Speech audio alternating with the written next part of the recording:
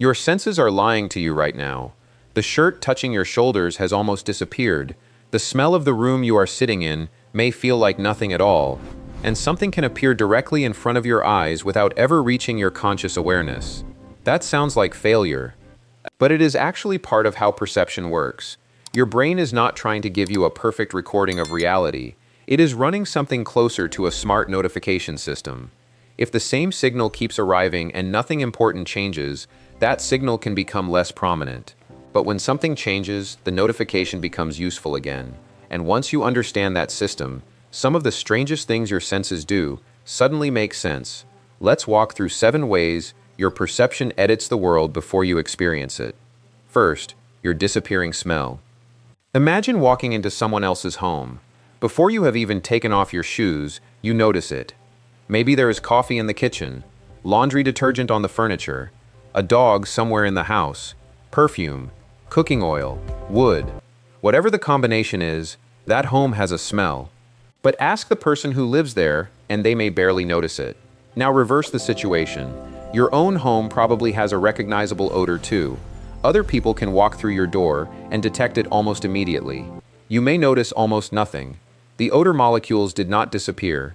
Your nose did not suddenly stop working. What changed was your response to persistent stimulation. This is where olfactory adaptation and habituation become important. When an odor remains present or repeatedly reaches you, your perceived intensity can decrease over time. Researchers studying human smell distinguish between adaptation, involving changes in sensory and neural responsiveness, and habituation involving a reduced response after repeated exposure.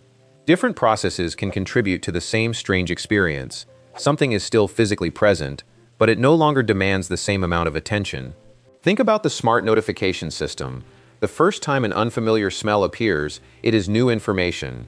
Notification. Something changed. Pay attention. But if that signal keeps arriving without meaningful change, repeating the same alert every second becomes less useful, so its perceptual importance can fade. This is why saying, "you can't smell yourself," is not literally correct. You can detect odors associated with yourself and your environment, but persistent familiar odors can become dramatically less noticeable, and there is another important detail. This does not happen identically for every odor. Research on olfactory habituation shows that the amount of reduced responsiveness can vary depending on the odor. Your smell system is not simply flipping one universal OFF switch, it is adapting to an environment filled with chemical information. Then something changes. You leave the house for hours. You come back. Suddenly, you may notice the room again. The notification has become informative because the sensory context changed. The smell was there before. Your experience of it changed. Second, your clothes disappear. Right now, without moving, notice where your clothing touches your body. Feel the pressure around your waist, your socks around your feet, your shirt against your shoulders, maybe your glasses resting on your nose. A few seconds ago, you probably were not consciously experiencing most of those sensations. Yet the physical contact was already happening. Your skin had not stopped touching the fabric. This is another form of sensory adaptation. Prolonged tactile stimulation can become less intense in perception over time. Your nervous system adjusts its sensitivity to ongoing stimulation. Again, think about the notification system. When you first put on a watch, the pressure against your wrist is new. Notification. When you sit down, the chair pressing against your body changes. Notification. But imagine receiving the same alert continuously. Shirt still touching shoulder. Shirt still touching shoulder, shirt still touching shoulder. That would be a terrible information system. The unchanged signal could overwhelm signals that carry new information. So persistent stimulation can fade into the background while changes become easier to notice. Move your sleeve slightly right now. Suddenly, you feel it again. The fabric did not gain some new sensory power. The pattern changed. Your nervous system is highly interested in change. That distinction matters because we often imagine perception as a camera. Light enters, sound enters, touch arrives, reality gets recorded. But cameras do not get bored with the wallpaper. They record the same wall pixel after pixel, frame after frame. Biological sensory systems operate differently. Their responses can depend on what has been happening moments before. Your conscious experience is therefore not simply a raw copy of stimulation. It is stimulation processed through an adaptive system. Third, your nose can reset the room. This is where the smell example becomes even more interesting. Imagine entering a bakery. The first few moments can feel overwhelming. Warm bread, sugar, coffee, butter, spices. Then you stand there talking for a while. The smell seems weaker. Did the bakery stop producing odors? Of course not. Your perception changed during exposure. Now imagine stepping outside for a period and returning. The smell can become noticeable again. That tells you something important about the system. Adaptation is not the same as permanently losing a sense. The notification system is context sensitive. When stimulation changes, responsiveness can change too. This also explains why your own judgment of a persistent environmental smell can be unreliable. If you have been sitting in the same odor environment for a long time, another person entering that environment may have a very different first impression. They are receiving the new notification. You have been receiving versions of that signal for much longer. This is one reason your own perception cannot always tell you what a newcomer will perceive. And here is the myth bust. People sometimes explain this by saying your brain knows your smell and simply deletes it. That is too simplistic. The scientifically useful explanation is not a magical self-recognition filter that identifies you and turns your odor off. Persistent or repeated odor exposure can reduce perceived intensity through sensory adaptation and habituation processes. Familiarity and context can matter, but there is no need to invent a special biological mute button labeled "me." Your sensory system is doing something more general, adjusting to ongoing information. Fourth, seeing is not the same as noticing. Vision feels different because it seems so complete. Open your eyes and an entire world appears instantly. Color, depth, movement, faces, objects, space. That creates a powerful intuition. If something is directly in front of your eyes, surely you will see it. But experiments on attention show that this intuition can fail spectacularly. Researchers use terms such as inattentional blindness and change blindness to describe situations where people fail to consciously notice visible information or obvious changes. In inattentional blindness, an unexpected item can appear within the visual scene and still go unnoticed when attention is occupied elsewhere. In change blindness, substantial changes between visual scenes can escape awareness. Think about what this means. The information can be available to your visual system without becoming the thing you consciously notice. Your eyes can be pointed toward a scene, and yet your conscious experience does not necessarily contain every detail inside that scene. The smart notification system now has a limited dashboard. There may be hundreds of signals available, but your attention cannot treat every signal as the highest priority simultaneously. If you are intensely tracking one task, other information can lose the competition for conscious awareness. That does not mean your eyes are defective. It means seeing involves more than light hitting the retina. Perception depends on what the nervous system does with incoming information. This is why eyewitness confidence and visual completeness should not be confused with a perfect recording. Subjectively, the world feels richly detailed, but feeling complete is not proof that every available detail entered awareness. That is the trick. You do not normally experience the missing information as a whole. You simply experience what made it through. Fifth, your eyes can change what your ears hear. This may be the strangest example because it breaks another intuition. Hearing happens in your ears, vision happens in your eyes, and the two should report independently. But your brain does not always keep sensory information in separate boxes. Speech perception can integrate auditory and visual information. A classic demonstration is the McGurk effect. When the sound of one speech syllable is paired with incongruent mouth movements, the visual information can alter what a person reports hearing. Read that again biologically. The sound reaching the ears can remain the same, while changing the visual speech information changes the conscious auditory percept. Your eyes have influenced what you think you heard. Why would the brain do this? Because in the real world, signals are often incomplete. A conversation in a noisy room is not an isolated audio track. You see the speaker's mouth, you see timing, you see movement. Your nervous system can combine information across senses to interpret what is happening. Most of the time, this integration is useful. If sound is noisy but the speaker is visible, visual speech information can contribute to perception. The illusion becomes obvious when researchers deliberately make those information streams disagree. The system tries to construct one coherent percept from conflicting evidence. But here is an important correction. Not everyone experiences the McGurk effect in exactly the same way. Research reviews show substantial individual variation in susceptibility, so the claim is not, Your eyes can always override your ears.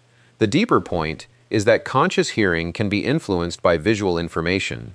Your senses are less like five independent reporters and more like departments feeding information into the same control room. Sixth, attention decides which notification wins. Go back to the visual examples. Why can an unexpected object go unnoticed? Why can a change happen in a scene without immediately entering awareness? Part of the answer involves attention. Imagine your smart notification system during an emergency. 10 messages arrive at once. One person is calling, navigation is giving directions, your calendar sends a reminder, a weather alert appears, a low battery warning flashes. If every alert receives equal priority, the system becomes useless. Something has to win. Human perception faces a far larger information problem. Your environment contains continuous light, sound, pressure, temperature, odor, movement, and internal bodily signals, yet your conscious experience feels manageable. Attention helps determine which information receives priority. This creates one of the biggest misunderstandings about the senses. We assume that if something is important enough, obvious enough, or large enough, we must notice it. But physical visibility and conscious awareness are not identical. An object can be visible while your attention is committed elsewhere. A change can occur while the relevant information fails to become consciously salient. This does not mean attention is the explanation for every sensory illusion. It is one mechanism in a larger perceptual system. Smell adaptation, tactile adaptation, visual attention, and multisensory integration are not one identical biological process. Do not collapse them into one magic brain filter. What connects them is a broader principle. What you consciously perceive is not determined solely by what exists outside you. It also depends on how your sensory and attentional systems respond to that information.